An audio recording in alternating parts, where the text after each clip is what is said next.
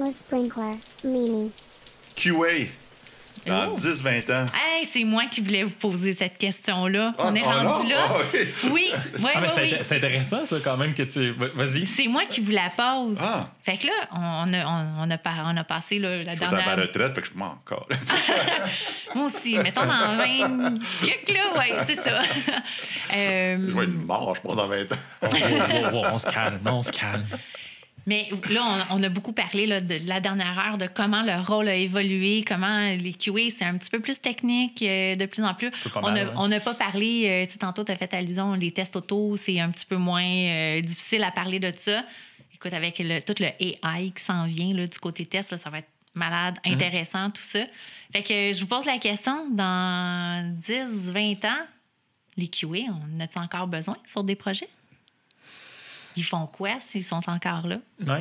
Je vais juste faire du pouce sur un peu le trend que tu dis depuis le début, la culture, etc. Pour moi, j'aurais le goût de faire le parallèle avec la fin du Scrum Master. Là. Je fais référence à un de nos premiers épisodes. Avec Martin. Martin Goyette. Dans 10-15 ans, je souhaiterais, puis là, je vais me faire lancer des roches, mais je le dis positivement, qu'on n'ait plus besoin, vas-y, qu'on n'ait plus besoin de QA. Non, mais cette culture-là est là au même titre que la culture agile, au même titre que la... On a redonné la confiance aux devs, là, comme je disais. Il n'y a plus de différence entre un QA et un dev. C'est juste une équipe qui a ces gens-là. Puis peut-être qu'à un moment donné, il y a un gars qui arrive qui est un spécialiste là-dedans parce que lui, c'était son dada à l'université ou dans son ancienne vie d'être dans le qualité assistance. Puis il vient twister un peu différemment l'équipe, mais au même titre qu'un coach agile ou un Scrum Master, c'est juste là, puis ça se fait, puis c'est impliqué. Puis oui, il va y avoir de la nouvelle techno AI, on va peut-être aller encore plus faire des tests par le public, ou peu importe, là, il va y avoir un mouvement de shift left puis shift right de l'autre côté, puis tout ça, mais que c'est rendu inclus, ça fait partie de la vie, puis that's it. Puis je repasse la POC, ce sera pas long. Moi, je te regarde jouer, là. Vas-y. Tu me regardes jouer. Je refais référence... Je peux te coacher si je veux, si tu veux. Vas-y. OK, je te coach. OK, cool. Je suis prêt à payer très cher pour ça. Je refais référence à... Comment tu te sens?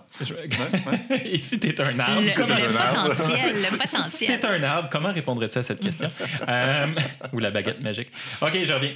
Au début de Quality at Speed, les quelques premières secondes, ils font référence à un épisode de Star Trek dans lequel Capitaine Kirk, il me semble, passe dans le téléporteur, puis il se divise en deux, un méchant puis un gentil. Puis là, ils font référence en disant c'est comme si, à un moment donné, dans l'évolution, le développeur était passé là-dedans, puis on l'a splitté en QA versus développeur. Mais Félix-Antoine, il y a une super merger. Story là-dessus. Lui aussi, il raconte bien ça. Oui, exactement. C'est la même story?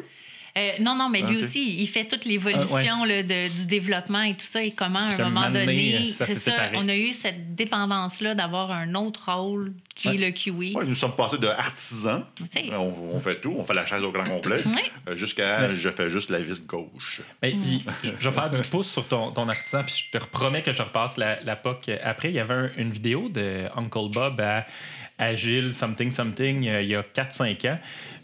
Où lui, il levait des signaux d'alarme, parce que, tu sais, en termes justement de qualité et de conscience professionnelle, on n'est pas toujours au top. Là. Tu veux parler d'Uncle Bob, c'est rendu controversé. Ouais, je sais, mais là, c'était pas un white supremacist back in the days.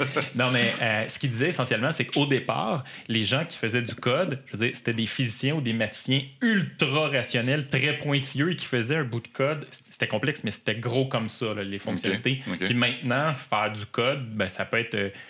Joe Bin, c'est correct, là, ça s'est démocratisé, mais aujourd'hui, ça s'est élargi beaucoup. Donc, on est passé d'un gars avec un super PhD, une tête grosse comme ça, qui est ultra pointilleux et rationnel, à ma mère qui code quelque chose en Excel pour faire... Malgré les efforts de l'Ordre des ingénieurs du Québec.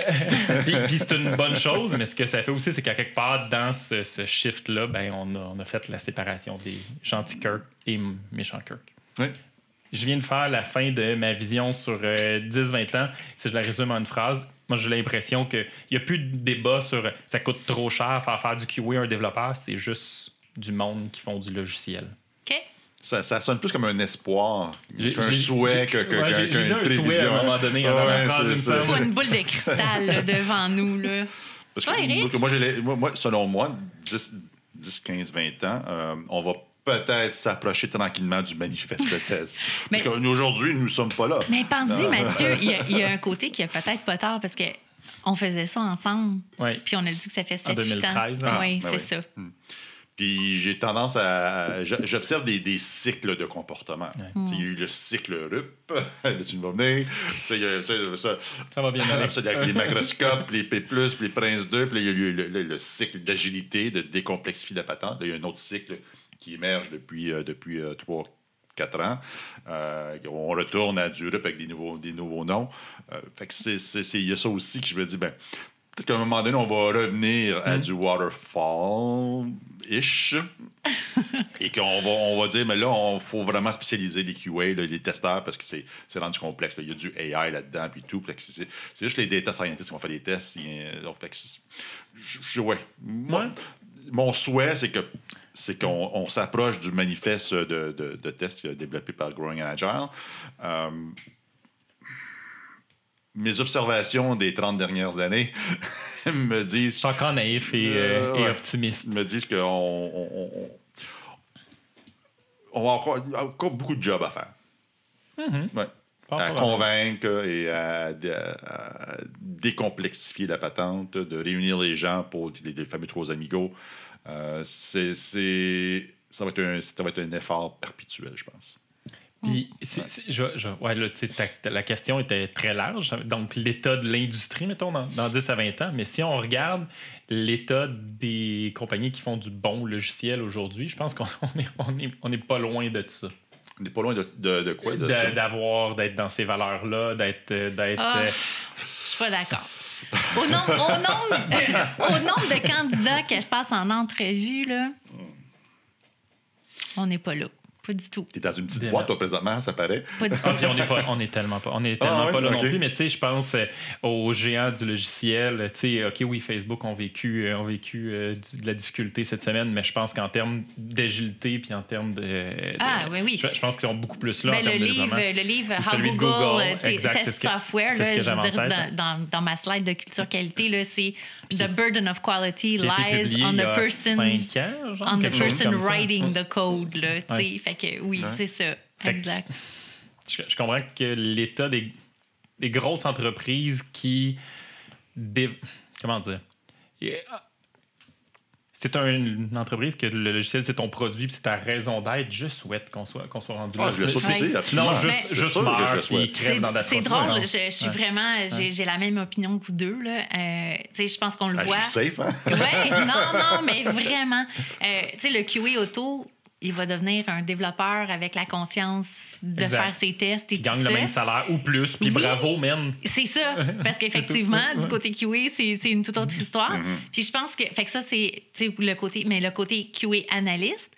Avec le shift left, on s'en va justement beaucoup plus en amont, donc plus avec le rôle d'analyste. Est-ce qu'il va y avoir quelque chose qui va se métamorphoser? C'est dans le grand cercle de la vie, la différence entre un analyste puis un il va commencer, c'est ça, il va commencer à être de plus en plus. Fait qu'effectivement, de ce côté-là, mais où je me demande, c'est est-ce qu'il n'y a peut-être pas des domaines, des spécialités, mettons, le militaire, la médecine, Tesla, de conduire les autos, qui va avoir quand même besoin de testeur ou de QA ou de quelque chose. Là, on a été très focus, là, site web, application mobile, médias, e-commerce. Là.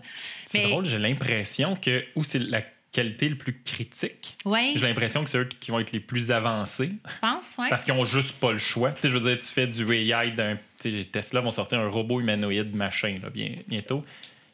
Je vais sortir un de mes mots préférés. OK. L'intentionnalité. Oui. Donc, d'ici dans 15-20 ans, on prend le temps de considérer différentes options.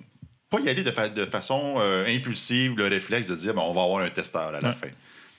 Parce que c'est la bonne... Ma croyance fondamentale est que nous faites ça. On va faire ça. On a toujours mais fait que ça. l'entreprise fasse plutôt... On a-tu un testeur à la fin ou est-ce qu'on adopte une approche plus agile, for lack of a better word, et puis qu'on dit que on pense qu'on va avoir plus de dividendes à faire ça versus 8 autres façons aussi peut-être, et qu'on prend une décision pour une période X selon le contexte, selon la technologie, selon les personnes disponibles, selon le mandat qu'on a entre les mains, et puis on va de l'avant. Donc, moi mon souhait pour moi, c'est que c'est de l'intentionnalité. On choisit cette approche, Waterfall versus Agile, parce que, selon nous, c'est le meilleur peri qu'on fait selon le contexte. Ouais, c'est mon souhait. J'achète. Vas-y avec un oui et là, oui, vas-y. oui, je voyais qu'un oui, c'est ça. C'est-tu parce que vous vous êtes trop astinés dans le dernier podcast Ah que non, là, pas vous du tout, êtes pas tous du tout. d'accord? Ouais, non, On OK. était pas mal d'accord dans les podcasts, honnêtement. Là. On s'est pas pogné fort. Pas de temps. Ouais, Dan Pink. Non, je n'ai pas écouté de vidéo de Simon Sinek aujourd'hui. Non. Pas. T'as la dit, ça? Oui, je suis d'accord avec l'intentionnalité. Puis j'ai l'impression que plus les choses avancent, plus les milieux, les domaines sont complexes, plus l'intentionnalité, j'espère qu'elle va faire un shift. Est-ce qu'elle soit imposée? Parce que tu n'auras juste pas le choix. Tester du AI dans un contexte de tester à la fin, Christy, bonne chance. Il n'y a pas un humain sur Terre qui comprend pourquoi que le AI répond ça. Si tu n'as pas testé le flow complet, si tu n'es pas parti du... Je reprends tous tes principes. Tu vas faire comment? Tu n'auras pas une belle matrice de test, genre quand il y a ça, quand je rentre ces inputs-là, c'est ça les outputs. Si des inputs, il y en a 8 trillions, puis ça fait telle action, je sais pas pourquoi. Là, je pense à des modèles d'apprentissage, si je me souviens bien, dans le AI. Là. Exact, avec un gros réseau neuronal, puis c'est tout malade. Mais bref. T'es dans HP, chose bin, là. Truche-muche, C'était Mercury Center dans le temps. Mercury Center. Je t'ai pas né. Ouais, là.